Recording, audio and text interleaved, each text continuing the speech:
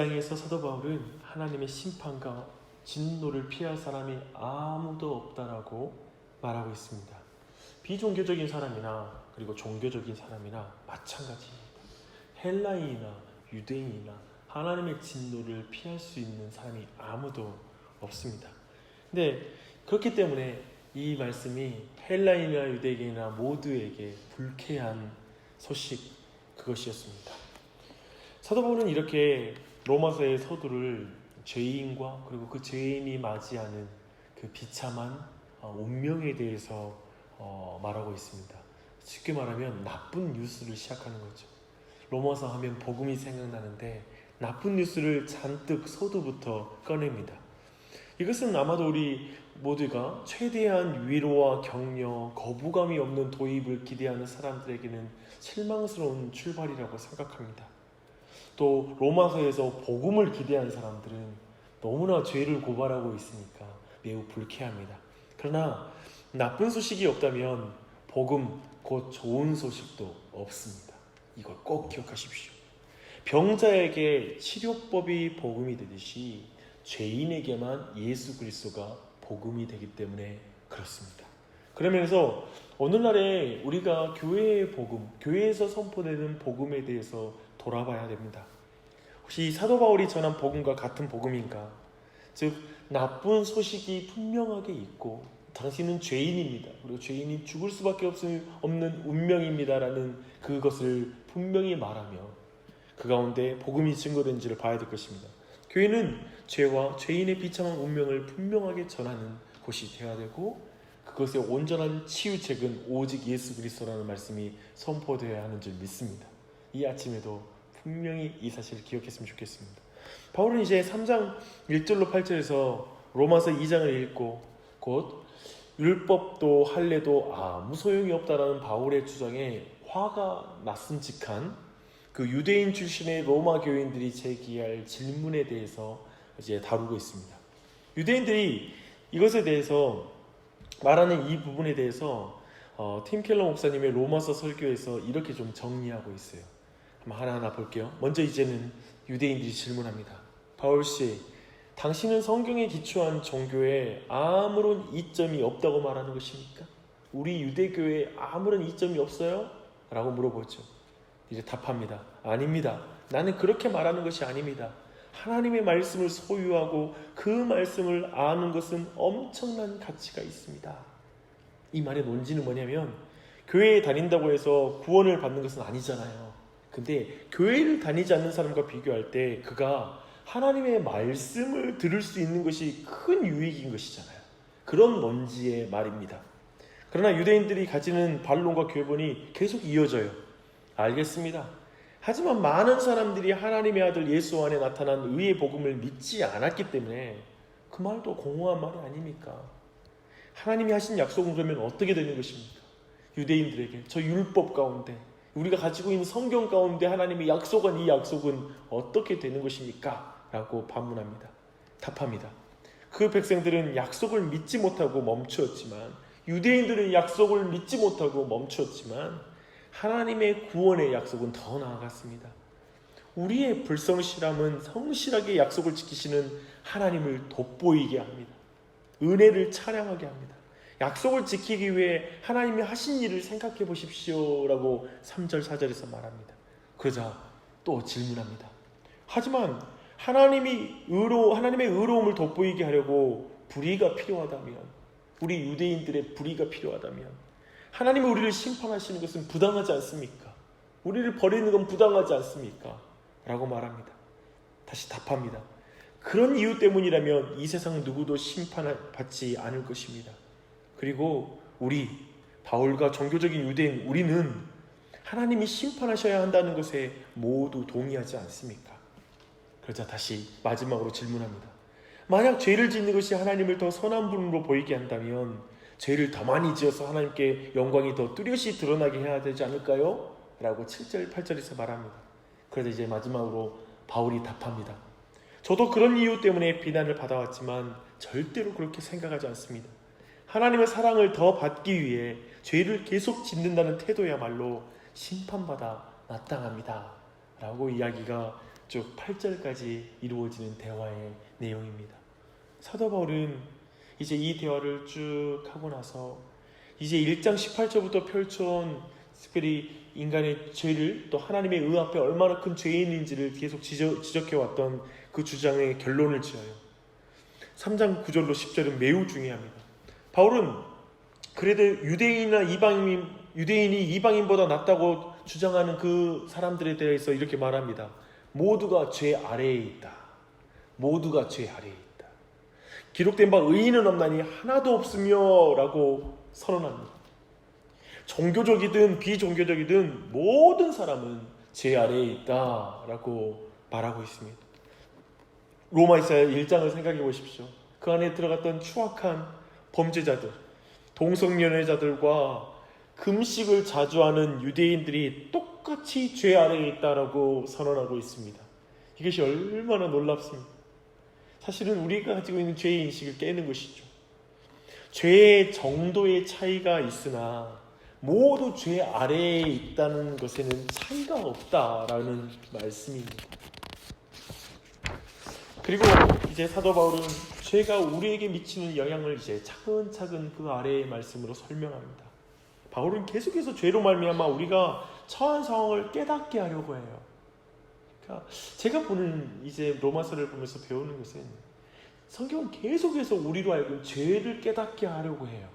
그리고 우리가 어떤 형편에 있는지를 정확하게 알게 하려고 계속해서 지금 강조하고 있는 거예요. 우리는 첫 번째 말합니다. 우리는 법적으로 죄인이라고 선고받은 죄인입니다. 근데 우리 마음이 어떤지 아세요?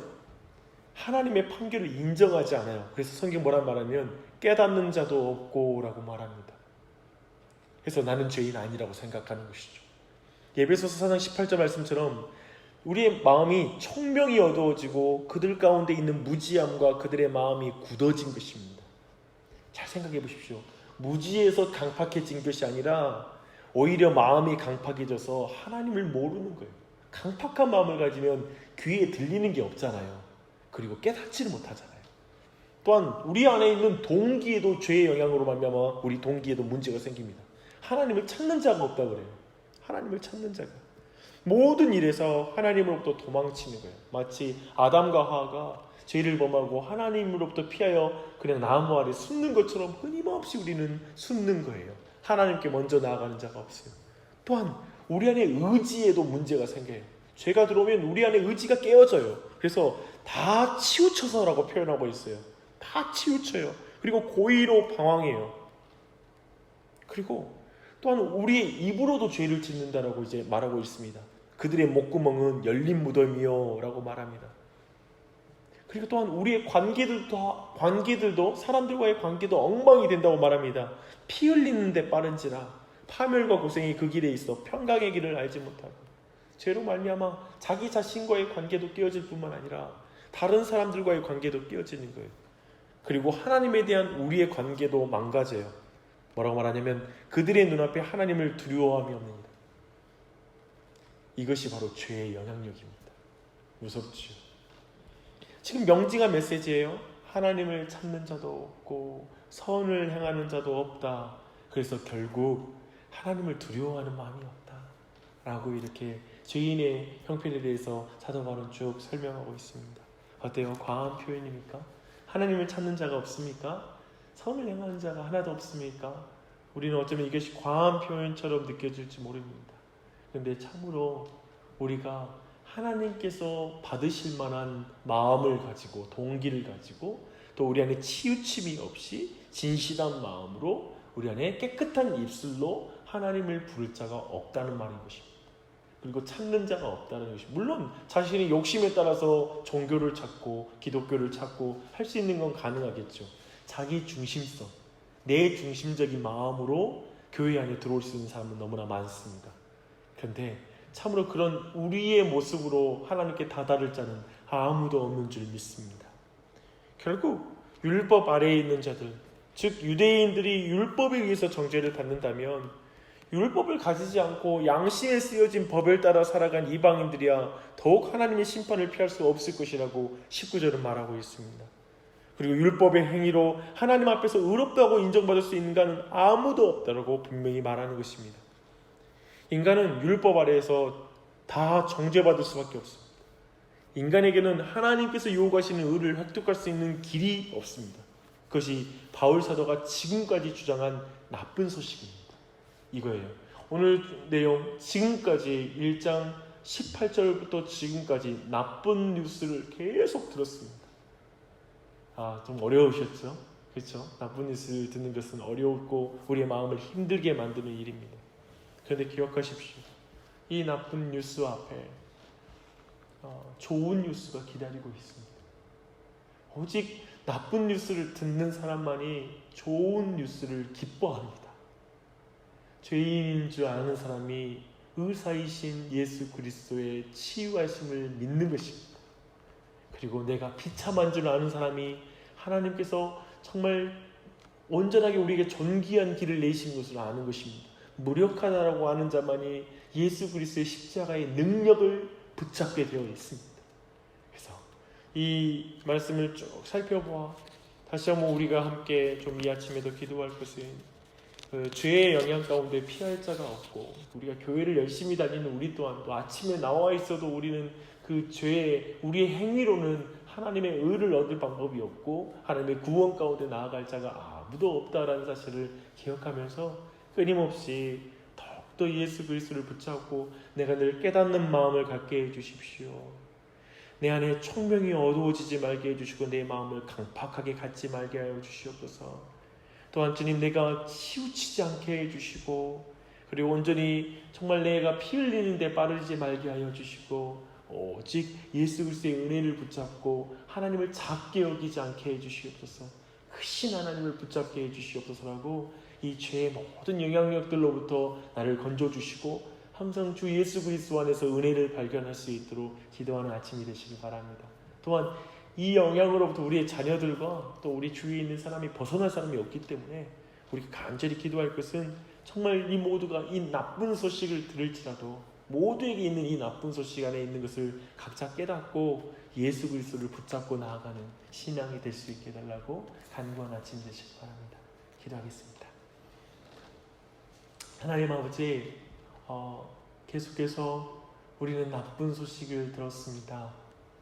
우리가 죄인인 것과 종교적이던 그렇지 않던 아침 기도회를 나오건 그렇지 않건 우리가 볼 때 저 사람은 죄인이야, 저 사람은 하나님이 사랑하지 않으실 거야 라고 생각했던 추악하고 완고한 죄인과 우리가 처한 우리 또한 우리의 행위를 의지한다면 우리가 처한 상황 또한도 전혀 다를 것이 없다는 것을 배우게 하시니 감사합니다. 저 이사야가 거룩하신 하나님 앞에 섰을 때 나도 죄인이고 이 백성도 죄인입니다 라고 고백했던 것처럼 주님 우리 또한도 주님 우리가 생각하는 가장 악한 사람들과 우리 자신이 모두 죄인이고 멸망당할 수밖에 없는 존재임을 믿습니다. 그래서 우리는 더욱 겸손하게 고백합니다. 또한 우리는 다른 사람을 정죄할 사람이 없음을 고백합니다. 주님 그러하게 겸손하게 내가 죄인인 것을 인정하며 이 나쁜 뉴스를 기억하며 주님 복음이신 예수 그리스도를 붙잡습니다.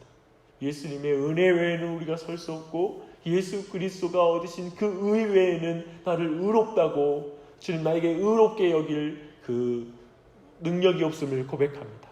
주님 이 아침에도 주님 우리 자신이 우리의 마음 가운데 치우치고 깨닫지도 못하고 청명이 어두워졌고 하나님 먼저 찾은 적도 없고 늘 치우치는 우리 목구멍은 열린 무덤처럼 불평과 불만과 모든 불신의 말을 자주 하는 우리 피 흘리는 데 빠르고 저 주님 앞에 두려움 없이 살았던 우리를 끊임없이 건져주시고 구원해 주시고 주님 우리에게 은혜를 베푸신 그 하나님의 사랑을 만날 수 있도록 은혜 베풀어 주시옵소서.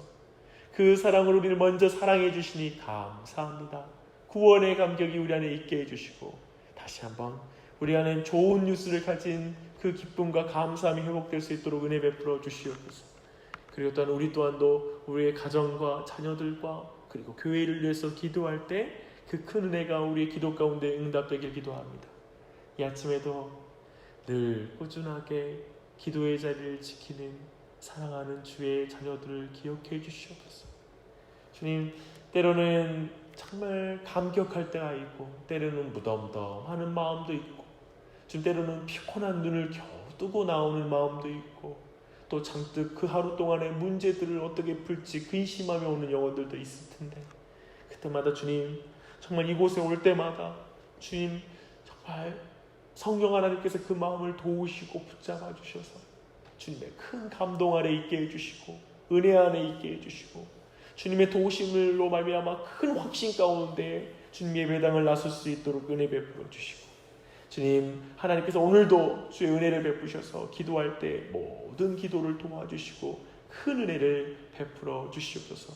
모든 것에 감사드리며 주님 오늘도 주의 기도의 도우심을 간절히 간구하며 예수님의 이름 받들어 기도드립니다. 아멘.